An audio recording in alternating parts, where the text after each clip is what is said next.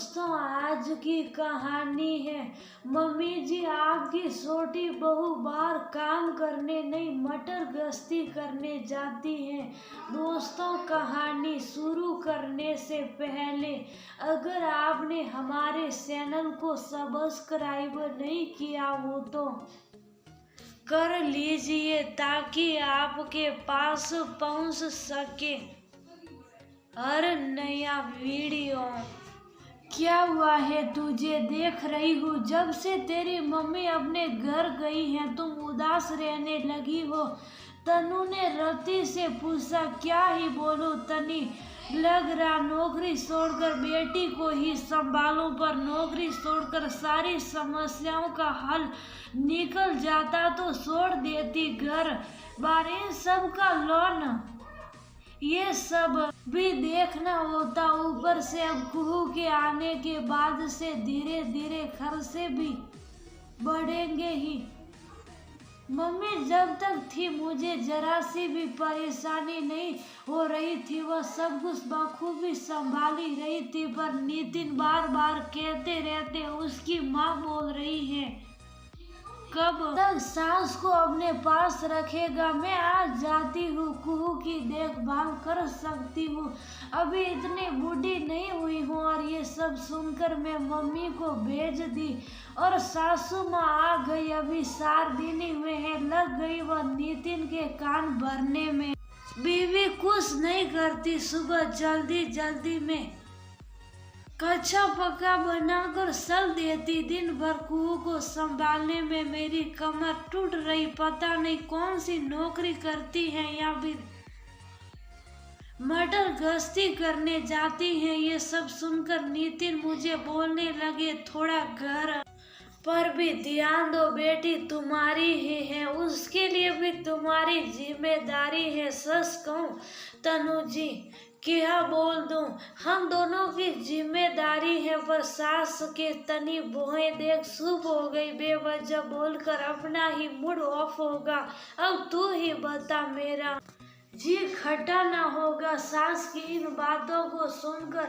यार सच में तेरी मम्मी के रहने पर तू कितनी निश्चय होकर काम करती थी, फिर से उन्हें ही बुला ले। नहीं तो ऐसा कर, थोड़ा तू भी यूं ही बोलकर देख, नितिन को नौकरी छोड़ी देती हूँ।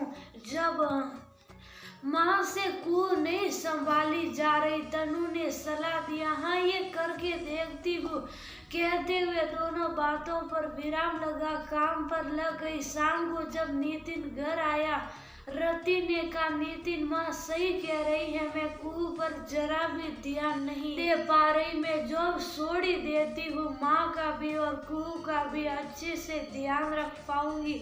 बस वह जो लोन है वो आप देख लेना, सही है ना? पागल हो गई हो क्या यार, इतनी अच्छी खासी सैलरी मिल रही है, उसे छोड़कर घर पर बैठने की बेवकूफ़ी करने की सोच रही हो। माँ है ना, वो यही तो कह रही थी, आने से पहले वह कुहू को संभाल लेगी। मैं बात करता हूँ माँ से, नहीं तो तुम मम्मी को फिर से बुला लेना जब तक कुहू स्कूल जाने लायक ना हो जाए। हमें किसी न किसी की मदद तो चाहिए ही होगी। नितिन रति की नौकरी छोड़ने की बात सुन घबरा गया था। नितिन ने जब अपनी माँ से कहा कि रति नौकरी छोड़ने की बात कर रही है ताकि आप दोनों का ध्यान रख सके, पर माँ मेरी एक की सैलरी से कुछ नहीं हो सकता, कमाना हम दोनों को ही पड़ेगा, बस थोड़े वक्त का आपका साथ चाहिए। रति की माँ जब तक थी उन्होंने बखूबी सब संभाल लिया था, फिर आप भी थोड़ी मदद तो कर सकती है ना? आपके कहने पर ही मैंने उन्हें अपने घर जाने दिया, नहीं तो वह कर भी रही थी। कुहू को कैसे अकेले संभालेगी? रति भी ऑफिस जाने से पहले बहुत काम निपटा कर ही जाती है। माँ बड़े शहर में रहने के अपने खर्चे हैं, मैं कैसे अकेले सब मैनेज करूँगा? सोच कर देखो ना। ये सब सुनकर रति कि सास की भौहें तन गई और उन्हें समझ आ गया कि उनकी कोई साल काम ना करेगी।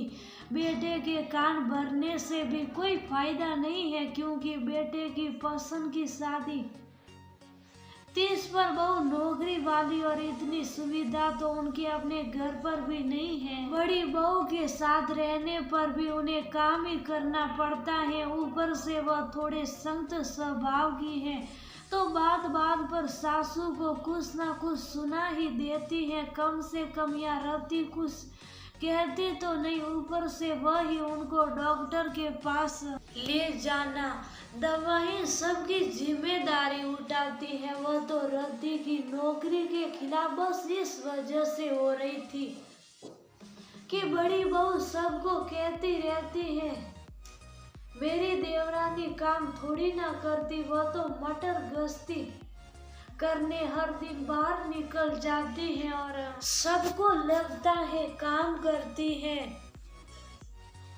ये सब सुनकर ही वह रद्दी को घर पर कैसे रखा जाए इस ताक में थी, पर यहाँ तो बेटा भी उनकी बातों में न आया। रद्दी बाहर दरवाजे पर ये सब सुनकर सासू माँ के जवाब का इंतजार कर रही थी। ठीक है बेटा, तुम कहते हो तो रद्दी को काम करने दो, जितने दिन होगा संभाल लूंगी। फिर बारी बारी से कभी अपनी सास को और मुझे बुलाते रहना। सही है माँ, नगरों के खर्चे अकेले कहाँ उठाए जा सकते हैं। सासू माँ ने मन महसूस कर कहा। रद्दी बार ये सुनकर उछलते हुए बोली, सासू जी तूने मेरी कदर ना जानी, अब आया समझ तो फिर मानी।